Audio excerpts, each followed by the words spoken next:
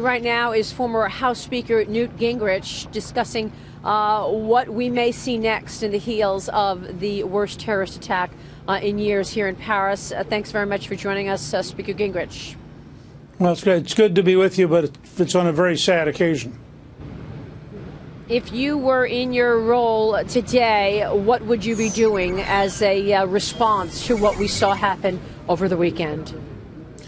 Well, I think the Congress has to look at two things in the immediate future. One is suspending all of the Syrian refugees, not allowing them into the United States until we understand what percent of those refugees are terrorists and how we're going to figure out who's who.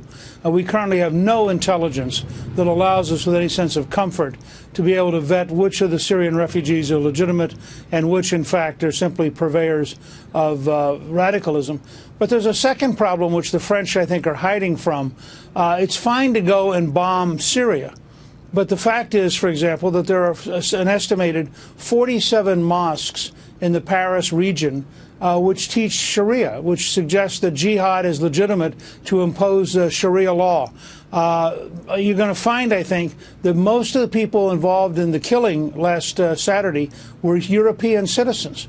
Not people coming in from Syria. I know for sure that there are several Belgians involved. There's at least one French citizen involved. And that raises a question about homegrown terrorism.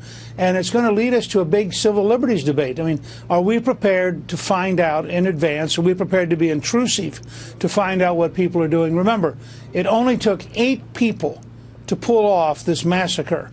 That's a pretty sobering thought about the kind of force multiplier that terrorists have. It sure is. And in fact, Jeb Bush was speaking with Fox and Friends just in the last hour, Speaker Gingrich, and he was asked specifically this question, how the West could boost security to prevent attacks like what we saw in Paris on Friday. Listen to what he had to say. I'd like your reaction to it. Should we profile? Yeah. I mean, absolutely. That's what screening is. We should be profiling. Of course we should. This is Islamic terrorism. The Democrats have no clue about this, or they just refuse to call it what it is. These are Islamic terrorists that are trying to take out our country and destroy Western civilization. And in fact, Mr. Speaker, I mean, in any other day, in any other time, profiling would be looked down upon, but we are in a new normal. Right. And what we're seeing from the terrorists. Go ahead. I was going to say, first of all, Jeb Bush deserves a lot of credit for having the courage to be very blunt and very direct about what we're faced with. This is a worldwide fight. This is not a Syrian fight. There is a radical Islamist movement which would like to impose Islam on the rest of us, either by having us convert or having us submit. They're prepared to cut off our heads to do so. They're prepared to kill us, as in the theater. One of the boldest things and most controversial I said Saturday, I want to repeat.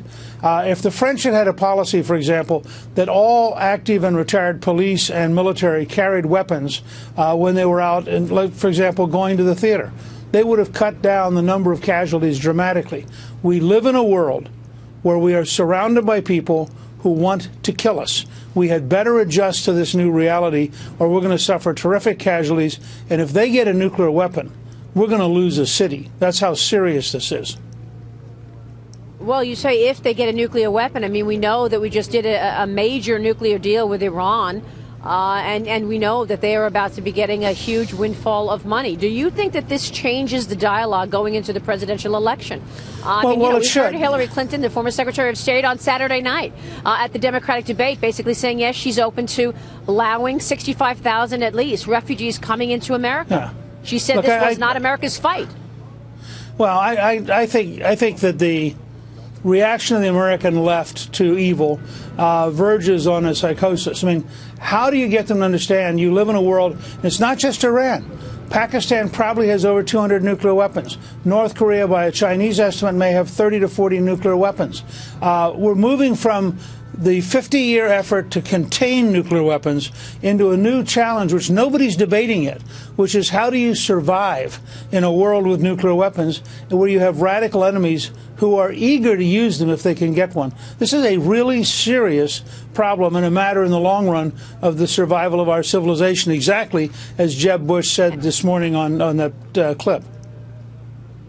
And I'm with Geraldo Rivera this morning here outside the Bataclan Theater, where 89 people were killed on Friday night. And Geraldo, you have to ask yourself how so much was missed. I mean, the terrorists were communicating. They were even communicating on Twitter. I mean, you know, assault weapons are banned here in France, and they had a huge armament of equipment and weaponry. Yeah, I think that I have three quick responses. One is this was a colossal failure of intelligence, for which I blame primarily Edward Snowden giving away all the secrets on how the United States and the West collects intelligence from these terrorist groups. The second thing is Jeb Bush is right about profiling. During the drug war, because of my mustache and last name, I was constantly profiled. They didn't like it, but I understood it. And now I think that the Islamic people have to understand that as well. The third thing is, in terms of immigration, we let in a lot of Somali refugees following the all of the upheaval in Africa. They went to the Twin Cities area primarily. At least 24 of them, the young men, went back to Africa to join Al-Shabaab, Al-Qaeda-related terrorist groups. It is a real problem. Vetting is very difficult. I want to be compassionate but practical also. Yeah, Mr. Speaker, do you agree with that in terms of Edward Snowden and what Geraldo was just saying in terms of missing so much? Sure. Well, let me say, first of all, how delighted we were that Geraldo's daughter was safe and how much we followed that family drama, that yes. We really are thrilled that she is safe. Yeah, and Geraldo's exactly right. First of all, Snowden is a traitor. He's a person who has blood on his hands, and he has distorted our ability. We're probably going to have to outlaw encryption that is not shared with the government. Now, that's a huge change. But the fact is, we have very sophisticated encryption now that the government can't break, and that's what the terrorists were using to communicate, and we're going to have to find a way to just plain outlaw it and shut it down. But let me also say, though, that, and I just did a novel called Duplicity about the Somalis. There are 125,000 Somalis in the Minnesota area, of whom 124,800 are probably totally patriotic Americans now. They came over long before this war started. They are settled into the community. We have one of them in my novel who's running for Congress as a totally patriotic American. But there's a very tiny number, as Geraldo pointed out. And this is going to be the challenge. Are we prepared to go through the kind of scrutiny to find the handful, remembering it only took 8 people for the massacre in Paris, and that you really have to think about what are we prepared to do to find the terrorists before they find us.